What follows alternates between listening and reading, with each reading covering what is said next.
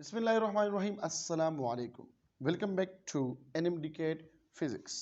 जिस तरह हमने लास्ट लेक्चर में पढ़ा है Coulomb's law, NMDCAT points, short tracks वगैरह ये सब कुछ समझा चुका हूँ। नाउ एमसीक्यूज की तरफ आ जाइए, जो आप लोगों ने यहाँ पर अटेम्प्ट किया है। डिस्कशन की तरफ आ जाइए। डिस्कशन क्या है? The Coulomb force between two charges and water get reduced by a factor of 2, 16, 80 या none of above। तो रिलेटिव परमिटिविटी फॉर वाटर क्या है?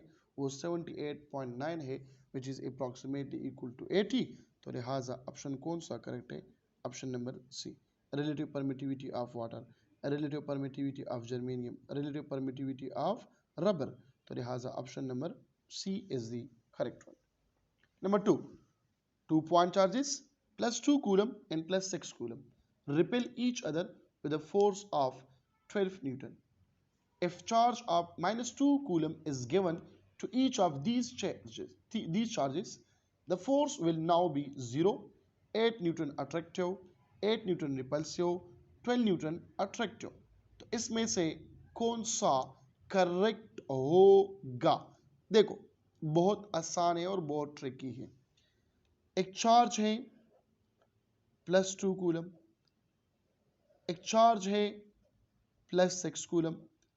यहां पे मैंने इसके साथ चार्जेस लाया। इस चार्ज का जो मैग्नीट्यूड है वो -2 कूलम है, और और ये -2 यहां पर भी लाया। ठीक है, तो यहां पे -2 + 2, यहां पे तो ये बॉडी न्यूट्रल हो गया। अब यहां पे चार्ज क्या है? वो तो 0 है। और यहां पे चार्ज क्या है?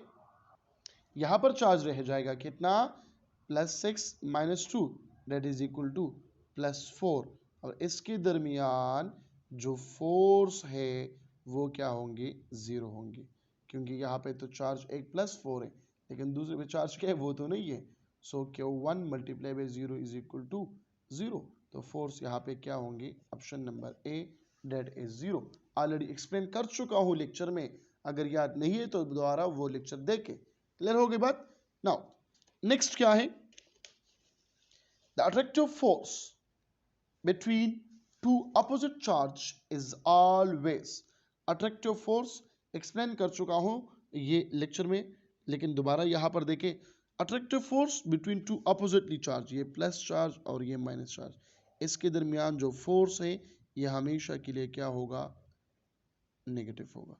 सो option number C is the correct one. Unit of Coulombic constant. तो कूलम्बिक कांस्टेंट किस चीज के बराबर है? K is equal to F R square divided by Q1 Q2। So यहाँ पे क्या होगा? Newton metre square divided by coulomb square. ठीक है, so newton metre square divided by coulomb square. Option C is the correct one.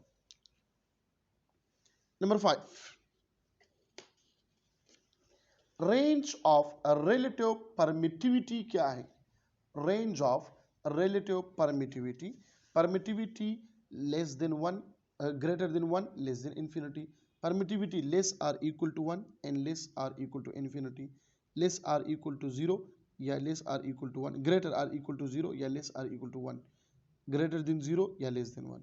कौन सा correct होगा आपके ख्याल में? एक्सप्लेन कर चुका हूँ, थोड़ा सा सोच ले शाबाश। ऑप्शन नंबर क्या रहा है जहन में? अच्छा जहन में ये चल रहा है, लेकिन ये गलत है। ऑप्शन में ये जब मौजूद है तो ये करेक्ट है। क्यों? क्योंकि जब परमिटिविटी 1 के बराबर हो वैक्यूम, जो इन्फिनिटी के बराबर हो तो मेटल, और इसके दरमियान तो डाइलेक्ट्रिक मटेरियल्स के होते हैं। तो लिहाजा ऑप्शन नंबर बी करेक्ट है। Dimension of relative permittivity. तो रिलेटिव परमिटिविटी क्या है? K is equal to 1/4 pi epsilon naught epsilon R. Epsilon R क्या चीज है? Epsilon m divided by epsilon v। अब इसका भी डायमेंशन मौजूद है, इसका भी डायमेंशन मौजूद है। तो जब यहाँ पे हम पुट करेंगे वो तो सेम है, तो वो क्या बनेगा?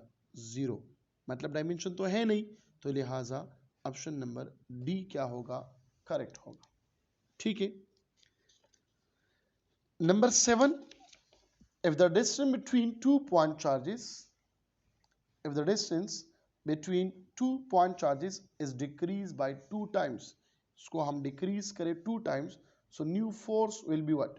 तो आपने पढ़ा है कि F is inversely proportional to R square. अगर इसको डिक्रीज करें 2 टाइम तो क्या होगा? मतलब R डिवाइड बाई 2, तो क्या बनेगा?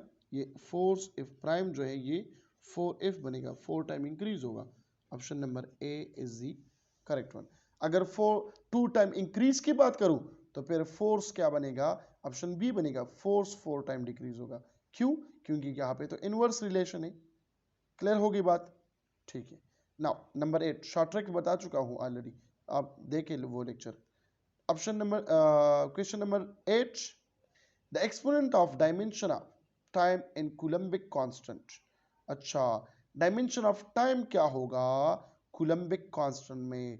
4 -4 +2 -2। क्योंकि डायमेंशन हमने पढ़ा है, किस तरह पढ़ा है कि द पावर पॉजिटिव और negative of base physical quantity.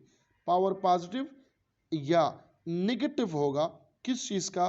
Base physical quantity का, उसको हम क्या कहते हैं? डायमेंशन कहते हैं। तो यहां पर पूछा गया है the exponent of the dimension of time in coulombic constant. तो कूलम्बिक कांस्टेंट क्या है? K is equal to newton metre square divide by coulomb square. अगर इसका हम डायमेंशनल फार्मूला निकालें तो न्यूटन बराबर है किलोग्राम मीटर पर second square multiply by metre square अपनी जगह पे, कूलम स्क्वायर की जगह हम लिखते हैं एम्पेयर स्क्वायर सेकंड पावर 2। तो यहाँ पर आ जाएगा किलोग्राम मीटर क्यूब पर एम्पेयर स्क्वायर सेकंड पावर 4। यहाँ हम लिख सकते हैं M L cube T power -4 और ए पावर -2। तो यहाँ पर देखें exponent of dimension of time, time पे एक्सपोनेंट क्या है? -4। तो लिहाजा यहाँ पे हम ऑप्शन लगाएंगे, ऑप्शन नंबर बी लगाएंगे। क्लियर होगी बात? तो यहाँ पे अगर मैं पूछूं exponent of dimension of what? Dimension of for example mass, तो वो क्या होगा? +1। लेंथ वो क्या होगा? +3। एम्पेयर या करंट वो क्या होगा? -2 होगा। तो ये कुछ पॉइंट्स हैं, ये अपने साथ क्या करें? नोट करें। बाकी एमसीक्यूज पॉइंट में डिस्कस कर चुका हूँ लेक्चर में। मिलते हैं एक नए लेक्चर में। अपना बहुत सारा ख्याल रखिएगा। अल्लाह हाफिज़।